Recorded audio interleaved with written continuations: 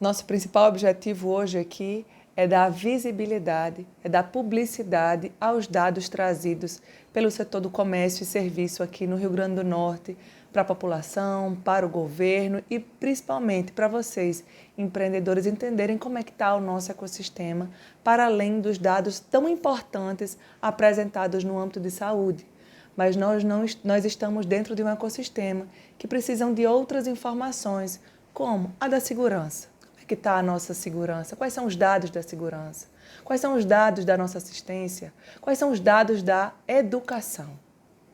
Nós, como setor produtivo, eu como vice-presidente da CDL Natal, quero vir a público aqui falar dos nossos dados também, dizer como o setor está encarando, está sofrendo, está sendo impactado por essa pandemia. E aí, para tanto, nós queremos ressaltar que somos responsáveis por 65% do produto interno bruto do nosso estado e mais de 70% das carteiras assinadas. O setor vem sofrendo bastante. Vou iniciar minha fala falando pelo setor de serviço, que de todos os estados da federação, o serviço do Rio Grande do Norte foi aquele que mais sofreu, de acordo com o IBGE.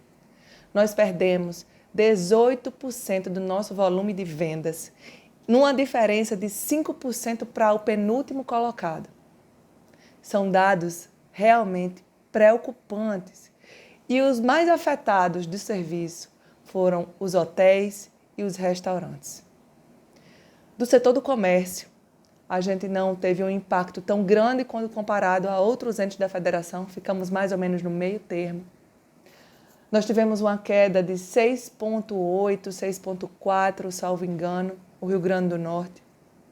Mas quando a gente faz um recorte para quais segmentos foram mais afetados, a gente percebe que, tirando supermercado e farmácia, todos os outros segmentos levaram resultados bastante preocupantes, uns mais, outros menos, entre 15%, 17% e 42% no mês de abril. E aí eu queria fazer esse recorte para esse segmento específico do 42%, que é o segmento de vestuário, tecido e calçado. Esse segmento em especial, quando a gente vai abrir a janela dele, vai procurar quem são esses CNPJs que compreendem esses segmentos, a gente vê que grande parte deles, mais de 90% desses CNPJs, são micro e pequenas empresas. Dos quase 16 mil que nós temos no segmento de confecção, de vestuário, por exemplo, 10 mil são MEIs, microempreendedor individual. Aquela pessoa que fatura até 81 mil por ano e pode ter até um colaborador.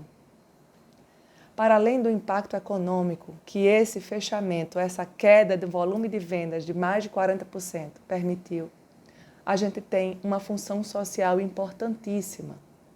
Talvez, se tivéssemos um volume muito grande de CMS, esse segmento já tivesse aberto.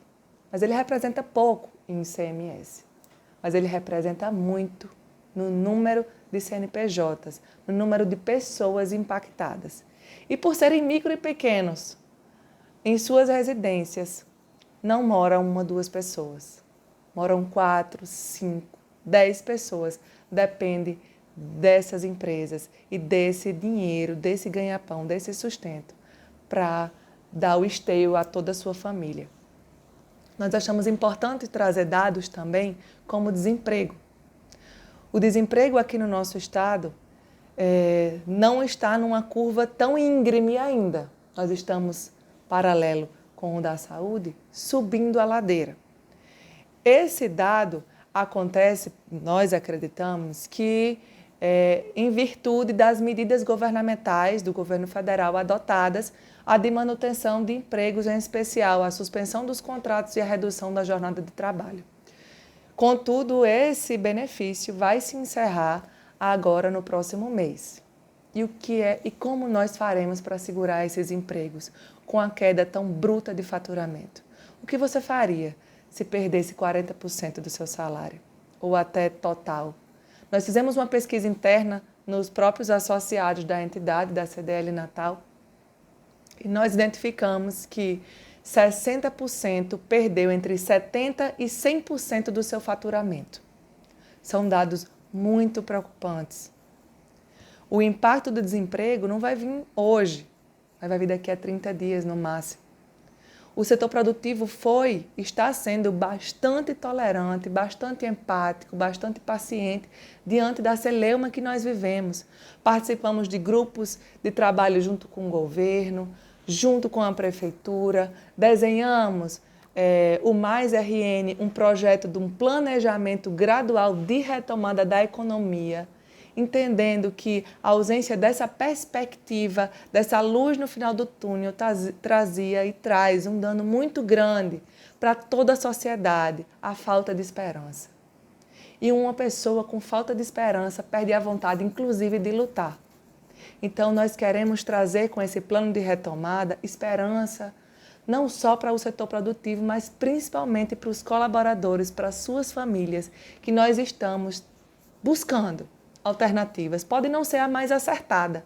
A gente pode experimentar um pedaço, como a gente colocou em 4 etapas, experimenta um pedaço, analisa em 14 dias como foi o fluxo dessa medida. Se foi positivo, avançamos mais uma etapa e se não foi, a gente recua, não tem problema, a gente está acostumado a fazer isso nos nossos negócios. O que a gente não pode fazer é ficar de braços cruzados, vendo um desmantelo completo nas estruturas do nosso Rio Grande do Norte. O dado sobre o desemprego ainda é mais alarmante dentro do setor de comércio e serviço, que compreendem já 69% dos requerimentos do seguro-desemprego aqui no estado. Então, é com muita propriedade, com muita dor, com muito pesar que a gente dá essas informações, porque o que a gente não gosta de fazer é demitir.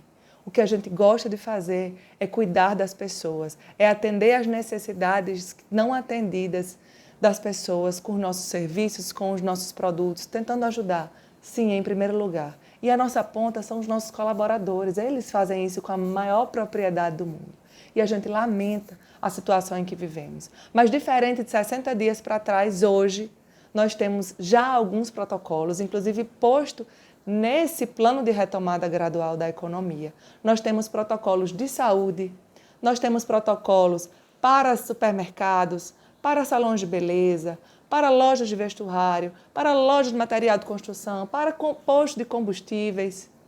E estamos dispostos a ajudar o governo nessa missão tão grande de comunicar, de educar, não só os empresários, mas também toda a população que precisa usar máscara, que não pode não ficar muito perto, tem que ter o distanciamento, tem que ter o asseamento das mãos.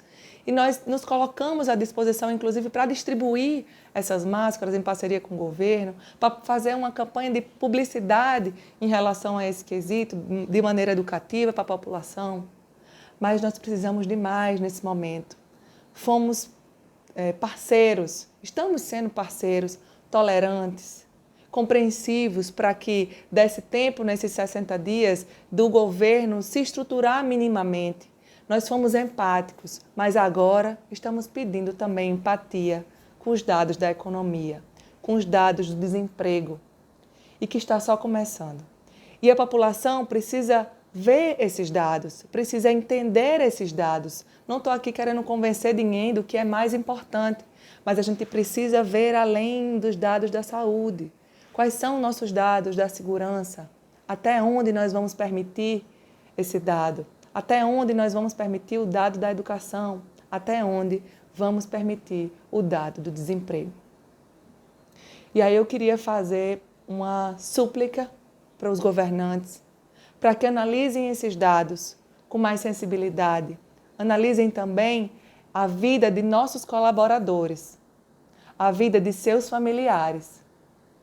E contem com o setor produtivo nessa luta. Estamos todos juntos, estamos todos no mesmo barco, mas infelizmente quem tem a caneta é só o governo, que de modo democrático deve representar os interesses de toda a população.